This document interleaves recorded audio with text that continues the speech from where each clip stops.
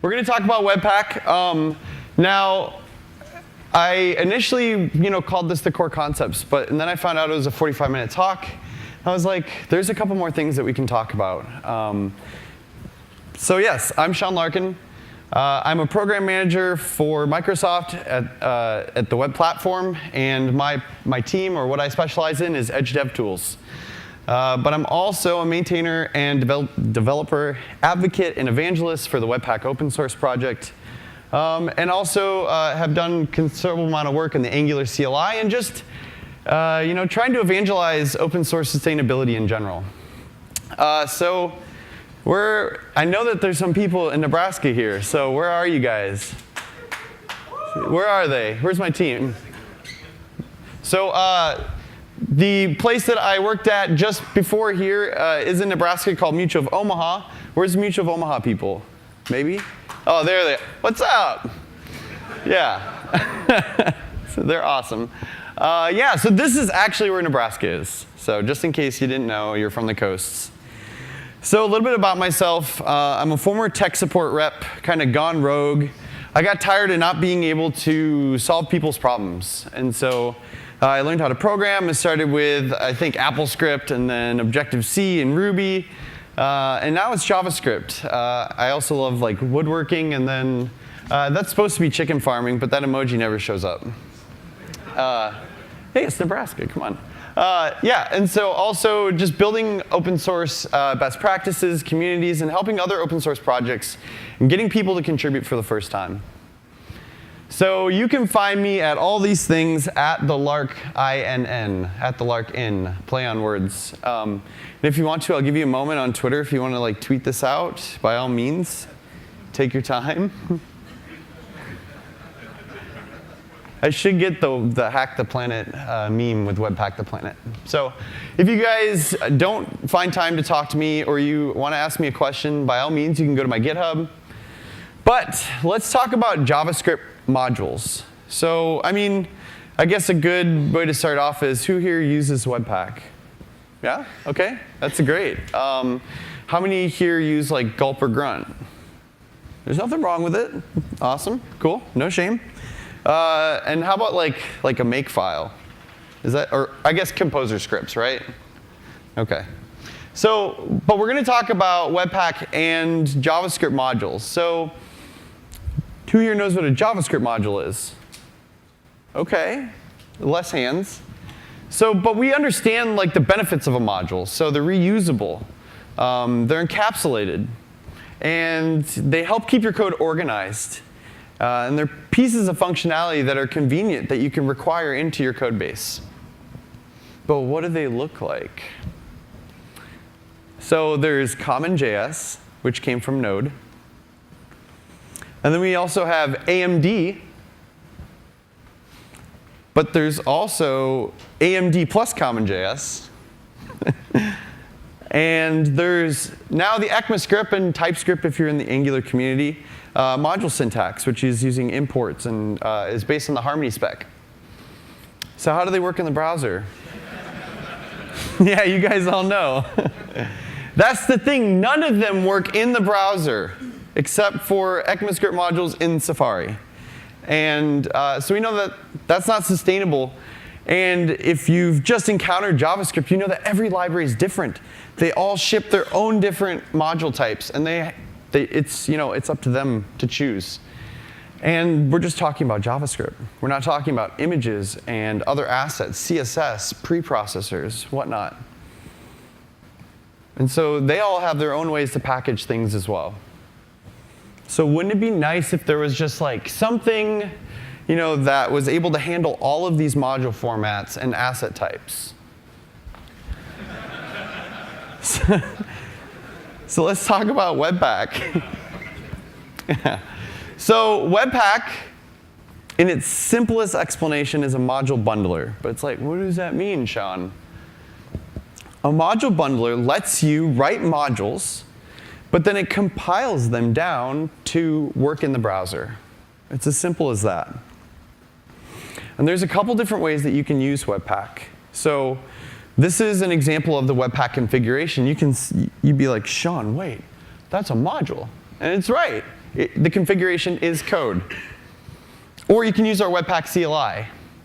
And almost every single CLI flag actually maps to a configuration property. And then we also have a Node API. So if you're running your own Node server, which is probably not likely here, but you can still do so. So, how many here, so let's just raise the hands again. How many here use Webpack? Yeah, go ahead. There's a lot of hands. How many here understand how it works? It's okay if you don't. And maybe you don't want to. But the point of this talk is to give you guys the information to understand how it works at a high level so you can walk into any configuration or any Laravel mix setup and be able to customize it and be comfortable making changes so that it works for your workflow. So the first core concept is what we call entry. So let's take an example of an application that, we have this bootstrap file. It's a single JavaScript file, but it's going to import specific components. And let's just say that component probably imports some other files, some other modules. But that one also imports, a couple assets. Like, what? So this top file is actually called our entry file. So this is what the concept entry is. It's a starting point that Webpack uses to trace through each of these files looking for dependency statements. Anybody like, dependency statement? So an example would be, in your configuration, you use the entry property and you specify a relative path to that file.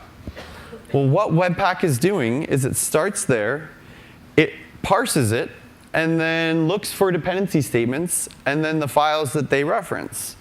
And then it continues and creates a graph until it's traced all the way throughout the application. And that's all the entry's purpose is. So when you think about it, the entry point, it tells Webpack what to load for the browser. And it complements another core concept called the output property. So output. We could take that same example, and from there, we need to tell Webpack what to do once it's created a dependency graph. So you can see this is just an example of an output property. It's a JavaScript object that takes a path and a file name. And so that's the name of your bundle and where it's going to be saved. And so really simply, output tells Webpack where and how to distribute those bundles, and it works with the entry point. Now, mind you, there's more properties in output than just what you've seen there, but the point is to get you to conceptualize that output is specifically dealing with how your bundles are going to be created and what format they're in. And so this is one of my favorites. This is loaders and rules. So loaders take this idea that, so Webpack only understands JavaScript. And so if you look here in this example, the purpose of a loader is to tell Webpack, before it adds a file to its dependency graph, how to transform it and add it to that graph. So you can think of loaders as functional transforms. It takes a source and then returns a new source. So in this case, there's two basic properties that you want to define when you use loaders and rules. So each of these objects here in this array is a rule set. And all we're saying to Webpack is, hey, when you come across a .js file or a file that ends with that extension, assign this functional transform to it on a per file basis before you've added it to the dependency graph. And so with that kind of same tree I showed you or graph earlier, this might be what it looks like. The beauty is that since Webpack treats everything like a module, it can leverage and allow you to do things like importing CSS into JavaScript, or importing assets, or having a CSS file declare an image as a dependency in its background URL. And there's more options that you can use to filter and test and use for linting. Or a good example here is that who writes their tests next to your actual, let's say, a controller or something like that. Is that common? Maybe? Okay, yeah, I do it too. So a good example with Webpack is you don't want to actually include your tests for production environments. So you can use the includes and excludes properties to ignore certain types of transforms. And then one of the most powerful features about Webpack is that loaders are meant to be a single purpose. So you may have you ever seen this kind of example before where you're chaining multiple loaders together? Maybe. Or maybe it's mix dot, dot, dot, and applying these different transforms. So this is an example of how you would chain loaders with Webpack. And if you look at this conveyor belt here, it operates from right to left, just like a function nested in itself goes inside to out. And so we have style.less. And then it transforms it into style.css through the CSS loader, into an array in memory that's JavaScript, and then that converts it to a JavaScript module that just says, hey, take this string of styles and slap it on a script tag in the browser. And this is just one example. There's many ways to load CSS, but the point is showing you that loaders have single purpose, and you can chain them together to really encourage composition. And on top of that, the most beautiful thing is that a loader is really easy to create. It's just a module that exports a function that takes a source and returns a new source.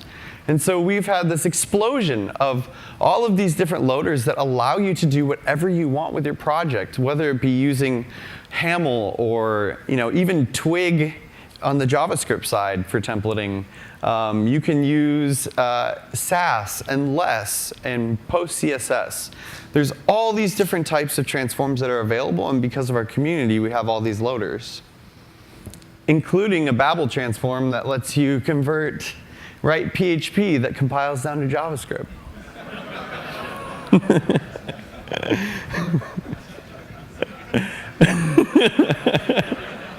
Take that one in for a second. Yeah, and it works. It works pretty crazily, too. Just an idea.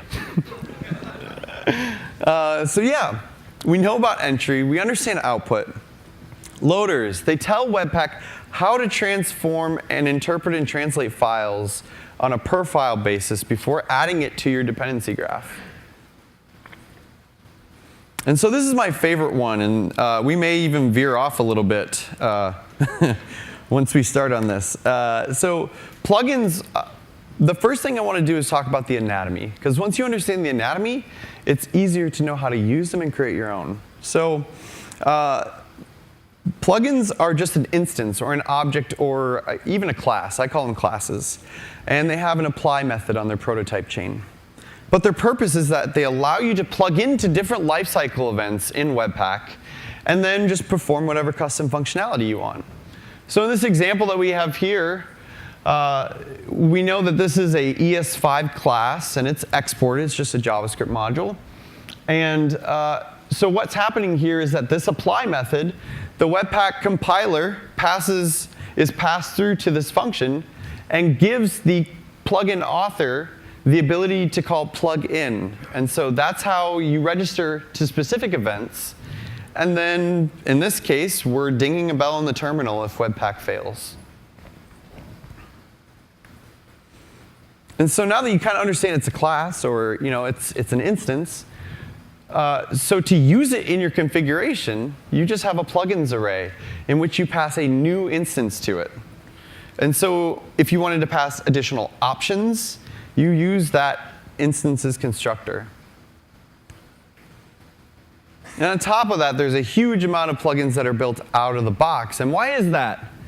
That's because 80% of Webpack's own source code is made up of this entire system. Webpack itself is 80% of plugins. Yeah. Yeah.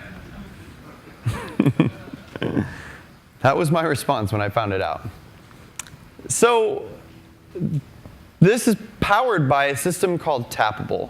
So what Tappable is a little 230-line library in Webpack, or in a separate repo, that mixes into classes so that they can be plugged into.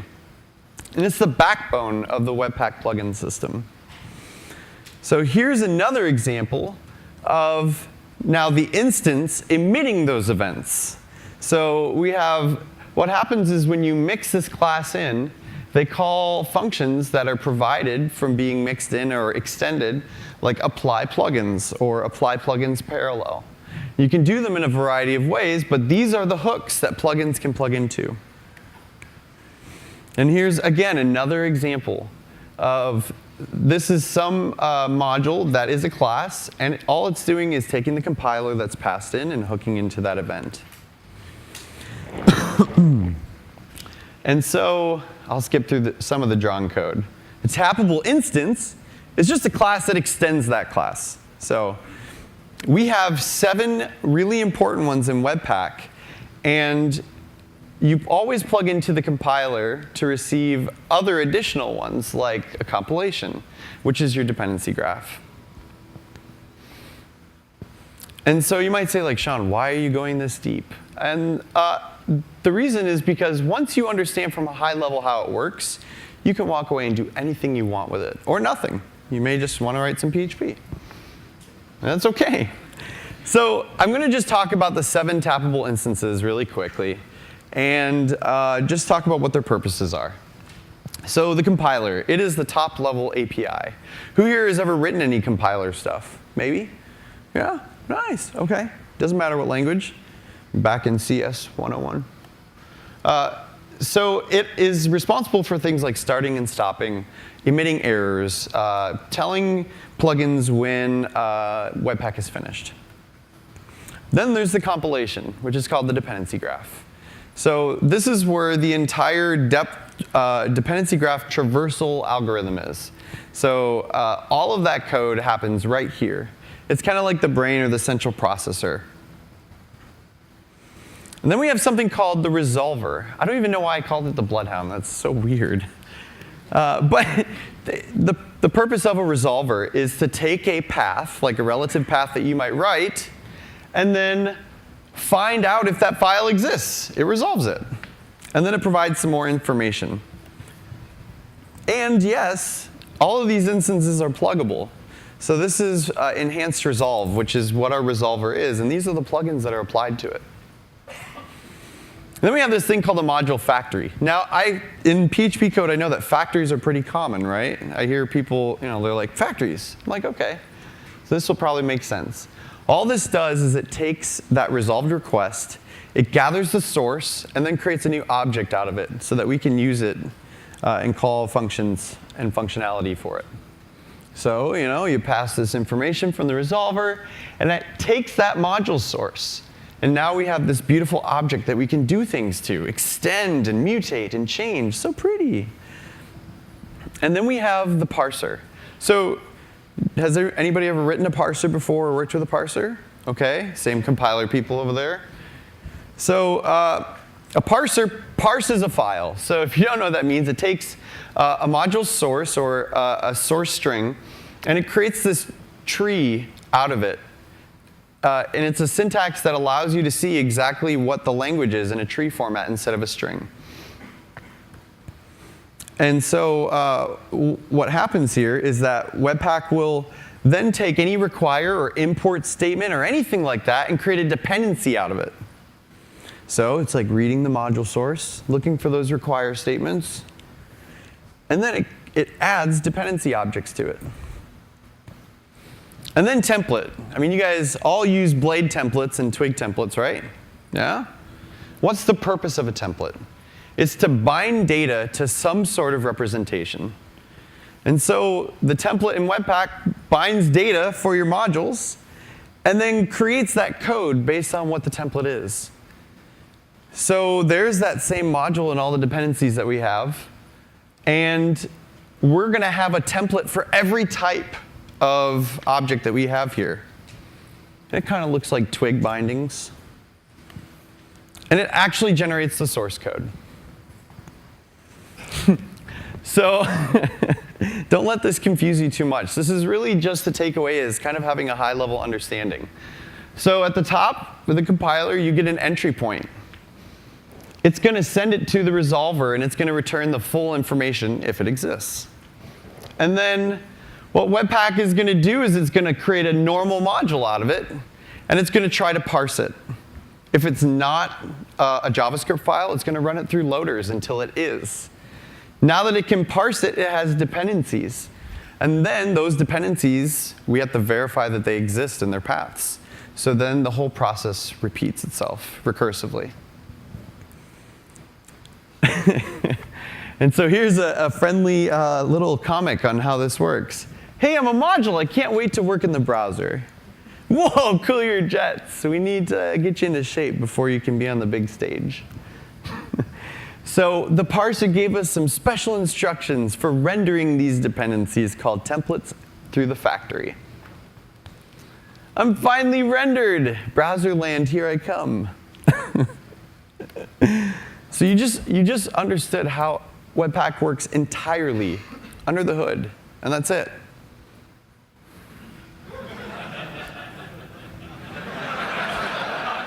That's it. That is it. And of course, you might have questions, but find me afterwards. It's okay. And that's the whole plugin architecture right there. Everything that you saw can be plugged into and customized if you want to take it that far. So, plugins, they allow additional functionality to compilations, the compiler, and give you access to the lifecycle of Webpack. It does everything else you ever would want to. So I like to do like a little mini self Q&A, like, Sean, why use Webpack when I have Grunt and Gulp? Well, I think now you guys might have a better understanding. It's because Gulp and Grunt are just task runners. All they know how to do is smush files together. And so if you import all of Lodash or, I don't know, another like functional utility library or something like that, and you only use one function, you're still going to get the whole library on top of it. What's better, Webpack or System.js? This is more common in the JavaScript community. But, you know, they're two different things. One is a module bundler, and one is a dynamic loader. It lives in the runtime. But Sean, HTTP 2 will fix everything. I don't need this craziness. Nuance. Usually I say false. But actually, HTTP 2 makes Webpack even more powerful because you can ship 50 smaller bundles or 30 smaller bundles for your application and have that same multi-threaded or streaming downloading of assets. So originally, you know, I was sitting at Mutual of Omaha before I started looking into Webpack or joining the core team, and I was like, what should I use? And so this was one of the major deciders for me. It was the ability to be flexible and work with a variety of different workflows, have the ability to support different modules, because you're going to come across a whole bunch of different ones in the JavaScript community. And we're just scratching the surface. Like, there's all sorts of other incredible features that you can leverage that we haven't even talked about. And so I like to do a little looking into the future. You know, what's going on for Webpack now? So we created this plugin called Aggressive Splitting Plugin, although it's kind of violent. But it's in latest Webpack now, so if you want to be able to split by file size to support H2, you can. Or have other H2 features like a dependency push-driven manifest. Or completely overhaul our configuration so it's easier for folks like you all to use. Scope hoisting and module inlining. This is a feature we just added in Webpack 3. And we're working with, I guess now, almost ironic, working with lots of different browser teams, including Microsoft, who uses Webpack heavily internally, to have different custom instrumentation so you guys have a killer experience. And then other wild ideas like, why don't you use headless Chrome and machine learning, and we could automatically tweak a configuration or how we split our code. Or maybe even a specification for the web that says how should, that's driven by a bundler. And then also things like accessibility. Who works for an insurance company or has to worry about accessibility here? Or you get sued, right? Okay. So this is really important. We want to make it easier to use. Or do like really crazy things, like maybe Laravel Horizon to set off jobs, and maybe use a dependency cache in Redis, and have really wild, insane ideas. That was more for you guys to experiment with. Planting the seed. But wait, there's more. There's more. So who's already using Webpack? I know you guys are, but what projects and so who here? Well, we'll get to that. So there's the Angular CLI.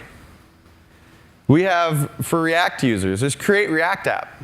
These are all ways to abstract kind of worrying about the build, because it's not for everybody, to need to have to configure or want to. There's the Vue CLI, or Mix, and Laravel. Remember when this came out, I almost fell out of my chair. Seriously. But then who's a WordPress or a Symfony developer or who have used it before? These are now going to be shipping with Webpack out of the box. Rails, Ruby. I came from the Ruby community, so Ruby on Rails is now using it. Grails and JHipster Java-based projects have drop-in replacements. And even if you're into ASP.NET and stuff like that, JavaScript Core Services is another package that ships with Webpack. And I always say, why? Why stop talking about this, Sean? Why? Why is this so important? It's because Webpack enables performance. It doesn't have to be hard. But when you think about it like this, when you understand how to optimize your application, you can have a really huge impact on the bottom line for your company. I think it's 53% of sites are abandoned if it takes more than 3 seconds to load. 3 seconds. And 77% of mobile sites right now take longer than 10 seconds to load on a 3G network. And the average is 19. So there's obvious room for improvement. And there's even people out there saying now Webpack is people using Webpack are creating progressive web apps and applications that are high performance and setting the canonical standard. Okay, Sean, you might convince me. Where can I learn more? So here's a self-plug. I just released something called Webpack Academy. If you wanted to learn more of the core concepts. When I left Mutual of Omaha, I felt guilty because I really kind of went overboard with the Webpack configuration. And so I promised that I would give them a resource that they could always have access for free for them anytime. And so, but I also made a bunch of courses everything there is free. So take a look at webpack.academy if you care, if you want to learn more. But there's also Awesome Webpack, which is in our Contrib organization. This has a list of community documents curated for anybody to have access to. We have our new documentation page, which is like a Webpack 2 exclusive. Go to webpack.js.org/concepts. And I wrote this mirroring the talk here that I've done before.